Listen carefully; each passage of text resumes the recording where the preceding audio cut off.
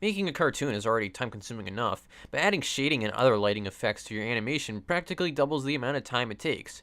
You can usually get away with not having shading though, if your color palette is nice enough, though there are some instances where shading is just required to give a certain effect. In the event that you do want to shade your cartoon though, you're still going to want to try to save as much time as possible, and well, you can probably cut some corners in some ways, but I'm here to talk about saving time by using different tools. Specifically, in Flash, there's a few methods you can use to shade, and using one over the other could save you a little bit of time in the long run. These methods, of course, are using the pencil tool and using the brush tool set to paint behind.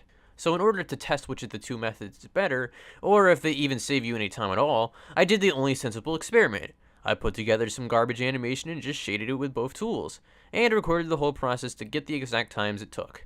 So I started with the brush tool because that's the one I'm more used to. Like I said before, this method is done by setting your brush to paint behind. I feel like it saves time in the long run because you're filling in one color at a time and don't have to go back and color everything in. You just fill it in as you go.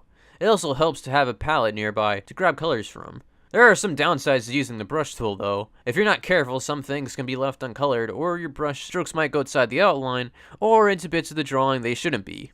Either way, to color this garbage animation with the brush tool, it took 15 minutes, 57 seconds, and 18 frames. Seems pretty decent. And now for the pencil tool. The pencil tool is a bit more straightforward. Kinda. You just select the pencil tool and start drawing lines, indicating the areas where shading will be.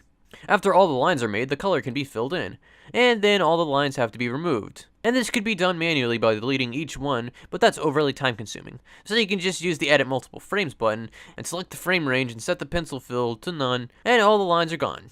I feel like there's more downsides to using the pencil tool. You have to put down all the lines first and then go back and fill everything in. This might not be a downside for everyone though. I can see how it could be what you want to do. Seems like it'd probably even be easier to in-between the shading. I don't know.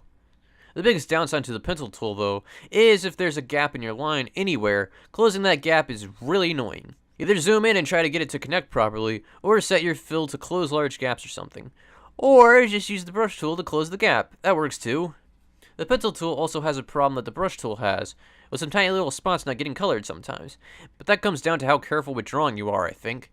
The final time for using the pencil tool was 16 minutes, 7 seconds, and 17 frames. So basically using the brush tool took 10 less seconds than the pencil tool.